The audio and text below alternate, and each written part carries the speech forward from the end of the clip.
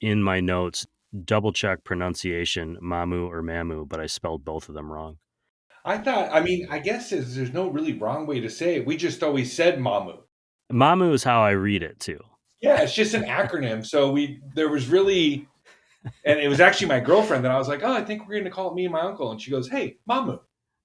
I once recorded a whole show where I was mispronouncing the person's name, and Oh, and they didn't. they never corrected me. And then I was listening, I got an email after the show came out, like, "Hey, just so you know, that's not my name." And I was like, "Wait, what?" Like, I would have fixed it. Anyway, let's get started here. Okay. Hey there, everyone. This is Ryan from the Coffee People Podcast. And I want you to know that I don't just host coffee podcasts, I also listen to them. One of our recent guests, James Harper, is the host of Filter Stories. I originally reached out to James because his show is one of my favorite podcasts to listen to. On Filter Stories, James does deep documentary-style dives into things like the history of or the science of coffee from an outsider's perspective. I'm not a science guy, but when James starts a new episode of Filter Stories by heading down the rabbit hole to explore how our perception of smell or taste can be changed by the environment or even the music we're listening to while we drink a cup of coffee, I'm enthralled. I've shared the links to Filter Stories in our podcast notes, but you can also search for Filter Stories on Apple or Spotify. You'll find the show there too. And I hope you listen, because you'll come away not just learning facts, but with an awareness of how you experience coffee. And because you can never listen to enough coffee podcasts, check out Filter Stories on your favorite podcast platform. Before we get started on the show today, I want to shout out the presenting sponsor, Roastar Coffee Packaging. We couldn't do this without them. You can find Roastar online at roastar.com. Now, on to the show.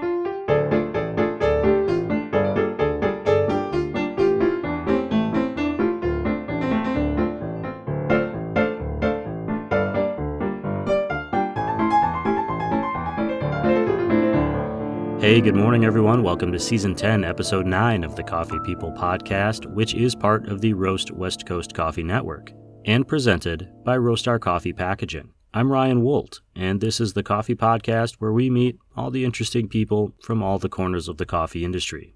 They share their coffee stories, and we try to figure out why they do what they do and why they do it in coffee, which is a pretty unique industry. Sometimes we pop in on our industry partners and our past guests, just to see how things are going and what has changed since the last time we chatted.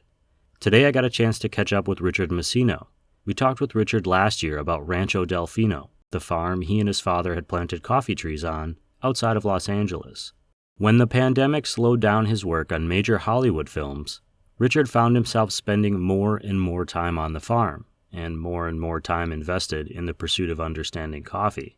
I popped in on Richard to find out how things have changed for him in the years since our original interview, and turns out things have been happening. He has a new coffee roasting company called Me and My Uncle Coffee Roasters, or MAMU Coffee, which I'll let him tell you about. And of course, if you want to check it out, the link to the original interview is in this podcast's show notes, or you can find it on coffeepeoplepodcast.com. But for now, join me while I pop in with Richard Masino, co-founder and head roaster of Me and My Uncle Coffee, based in Los Angeles, California.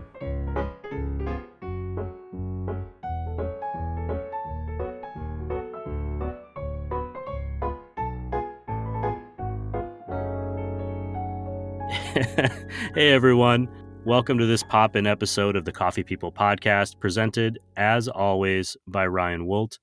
I'm joined by a previous guest, one of our newest industry partners, Richard Masino of Me and My Uncle Coffee, also known as MAMU Coffee for short. I wanted to check in with him because, the company's new. They just launched recently. I wanted to learn more about what they're offering up and, why they're even taking this next step. Welcome back, Richard. It's great to see you. Welcome to the show.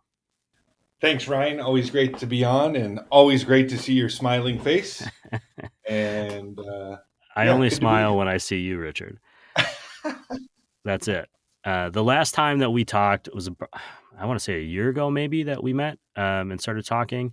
Yeah. I think almost. And we talked a lot about how you were getting into coffee from your career in cinematography and film, and your father had bought a farm, and you were starting to grow coffee on that farm, and you were doing all this kind of stuff, getting into the industry, and you were real jazzed about it. We talked about your Q grader experience.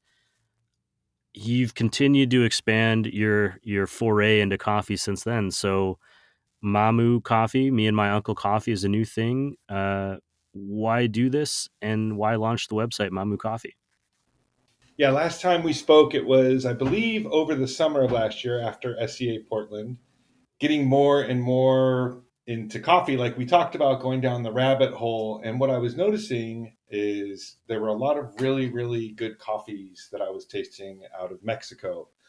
And Mexico really holds kind of a special place in my heart, always has. And so my uncle, who is a director, had approached me. It was kind of randomly and just said, "Hey, I've been thinking about starting a coffee company." And I'm always thinking about coffee. And I was always thinking about something like that, whether it's a cafe or this, just shooting a documentary, roasting, all this stuff. And I said, "Oh, great. Let's, I've been thinking about that too." And so we sat down and talked, and we kind of, we're aligned on a lot of issues. And the big thing being farming, because as we talked about in the last episode, me being us growing coffee here in California and really learning the process.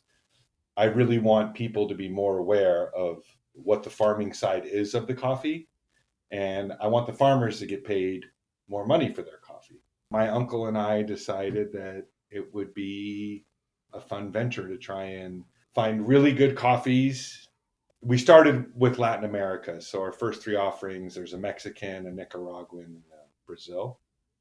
One of our missions was really, if we have to pay more for the coffee, and that means that the farmer's getting more money, maybe buying direct versus buying from an importer. This is all the stuff we're learning as we go along. But our main goal is to get the farmer a little more money, as much as we possibly can, to try and give them a better, to try and get them more money. No, that doesn't sound good.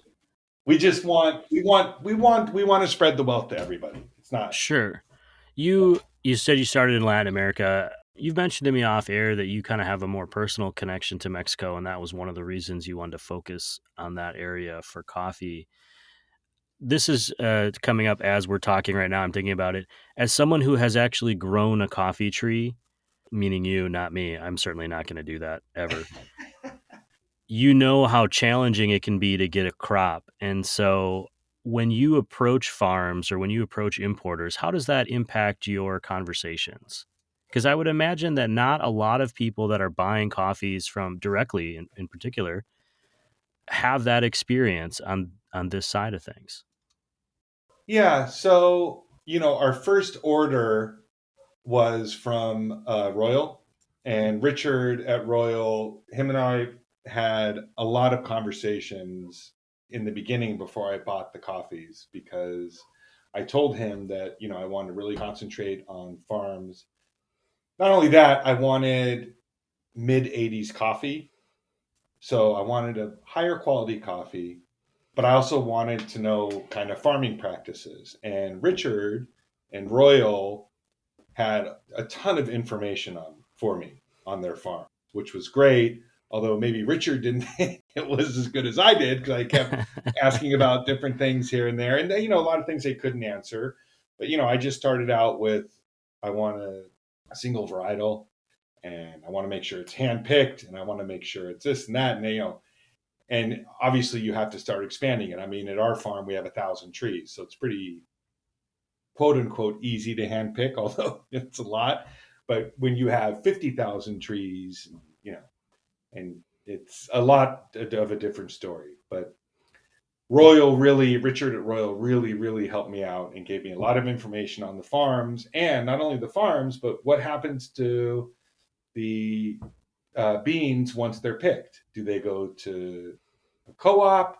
Do they go to just a big huge distribution center or a big huge post-harvest place? Like, how does that all work? And what we found is, with the Mexican and the Nicaraguan and the Brazilian, they're all these small, I don't really want to call them co-ops, but there are all these small farms where somebody, and this is the same with all three of them, somebody said, okay, we're going to all work together and we're going to put in protocols so all of our coffee is going to be consistent, and we're going to try and raise the price of what we're selling the coffee for. And that was like the best of both worlds for us. Yeah, they're uplifting their community.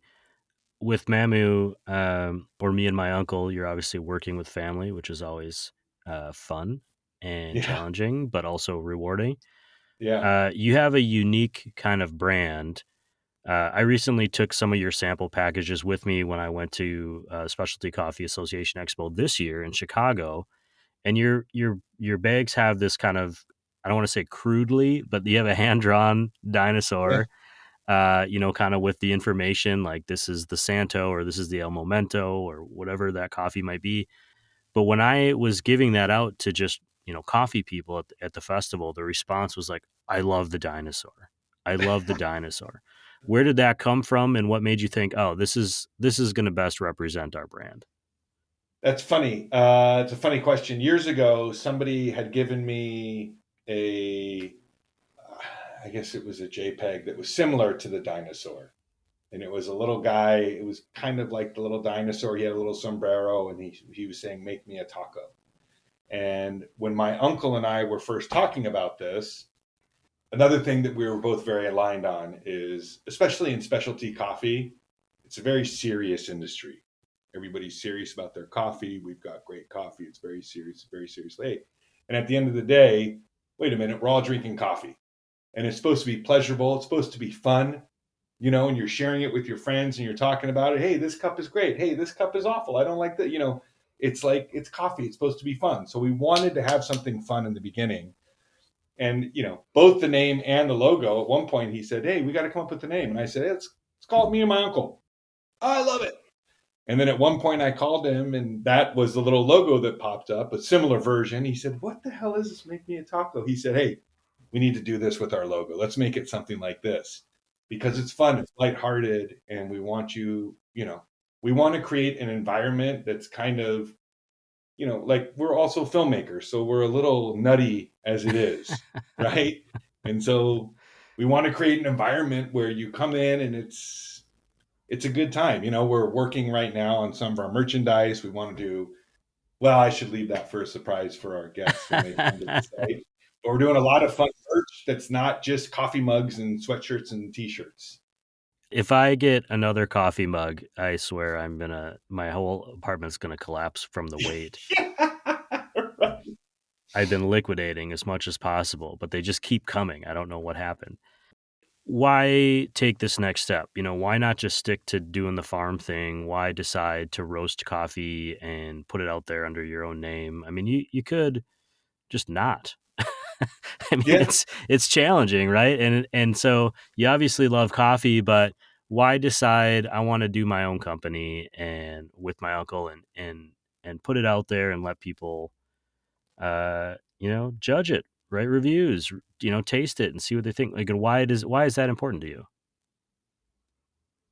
I think a couple of reasons. First of all, I've learned so much in the last 10 years of us growing coffee.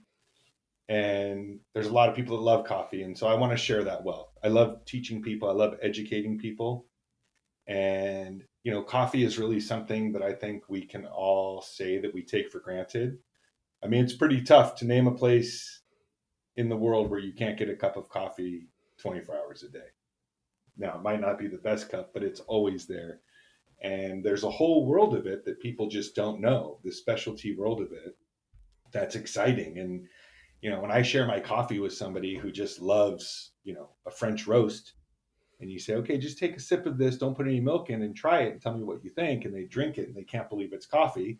Now, they might not always drink that coffee, that's fine. But just to, expand people and say, hey, there's this other world where there's all these different flavors and stuff that you've never seen before. And also to teach people about the process from seed to cup. I love that part of it. And it's just fun. We love coffee. And so it just seemed like a really natural next step for us to push on through. And I think, a lot of people have said it's a tough industry to get in. It's a crowded industry. It's margins are low, all this stuff. But I don't know. We both love it, and we want to share our experience with others, and we want to create a really fun, happy community of people that, I mean, our tagline, peace, love, and coffee, it's all related, right? And so I think that's why we wanted to take that next step. Well, I can appreciate that I get excited about coffee, and it's why I do this show, and I get excited about entrepreneurs and branding, which is what led me to you. The website recently launched, and so people can actually order your coffee. Yep. It's MAMU Coffee, MAMU coffee.com. Your first roasts are out there. What's next for MAMU, and what should we look for in the future before we pop out, so to speak? So what's next is we're just going to push more coffees, more varieties of coffees to people. I have importer in Mexico that I'm working directly with now, who's sending me samples all the time of different Mexican coffees. So I think we're going to have a lot of exciting stuff. Right now, we just have a light, medium, and dark. Again, we just launched, so our merch still isn't up. It's been quite a roller coaster ride trying to get here. A whole lot of fun. But also, if you come visit our website now, you'll see that we're just starting out and we're pretty small, and we love for people to come in at the ground floor and watch us grow. We're going to have a lot of new coffees coming up here in a couple months. We're also going to have a lot of cool merch. If you love the dinosaur, I hope, like you said, a lot of fun stuff to get online. And also we want to start doing videos and educational stuff. Just start spreading the word out and educating people more on coffees. I just realized before we got on air here, I was telling you how I was going to learn how to do video, to do a video podcast. You're a freaking filmmaker. I'm going to have you come down and do it for me. Good grief. I'll film you. Richard, thanks for letting us check in with you. I mean, I hope to keep doing this, especially as our relationship grows. MAMU is an industry partner, and we care about, one, having fun, and two, getting people good coffee. I've actually tried all of the coffees on your website now, and I'm actually drinking one right now.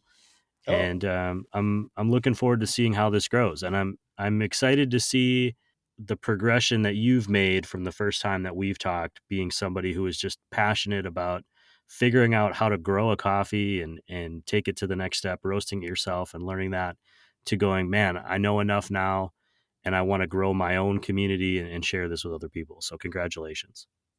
One more thing I want to mention before we go. Thank you for saying that, by the way. It's very nice. Thank you. Another thing that we're offering at MAMU, which will start in a couple months, we're also going to do high-end drops.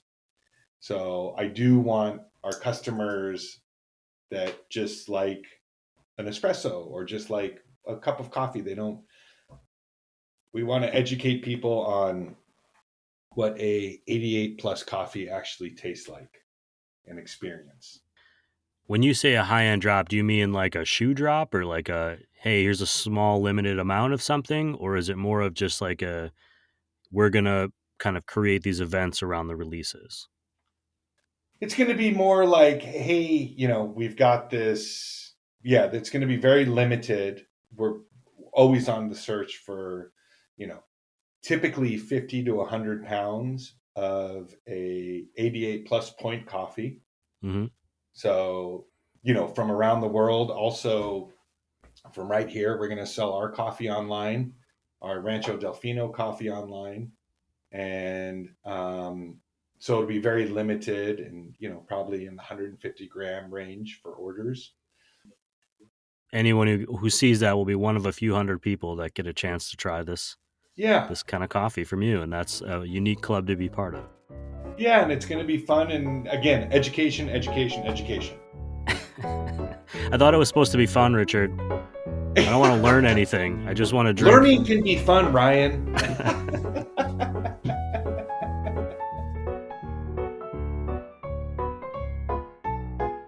Wow. It has been awesome to see the growth in Richard's passion for coffee and how it has taken him down this new path.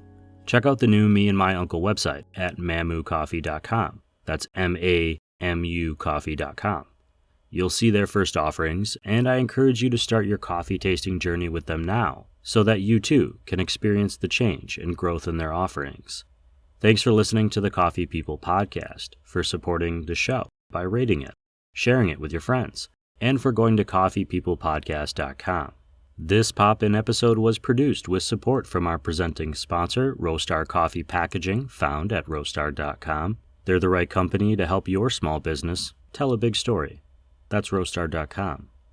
We're also supported by some really special coffee industry partners, including our legacy partners, Zoombar Coffee and Tea, Steady State Coffee Roasting, Moster Coffee Company, Coffee Cycle Roasting, Maria Coffee, and Cape Horn Green Coffee Importers. A special shout out to Crossings Coffee and Hasea Coffee, who support our Coffee Smarter efforts, found at coffeesmarterpodcast.com. And finally, thank you to our full city partners, including Ignite Coffee Company, Acento Coffee Roasters, Cozy Canine Coffee, Civets Roasting Machines, San Franciscan Roasters, Craft 42 Roasters, Ascend Coffee Roasters, and of course, our newest partners, me and my Uncle Coffee. This show, the Coffee People Podcast, is part of the Roast West Coast Coffee Network. And this episode has been written, produced, and recorded by me, Ryan Woldt. I hope this episode has found you happy, healthy, and with at least a little bit of coffee left in that mug, enabling you to make it through another day. Always tip your baristas and be sure to drink good coffee.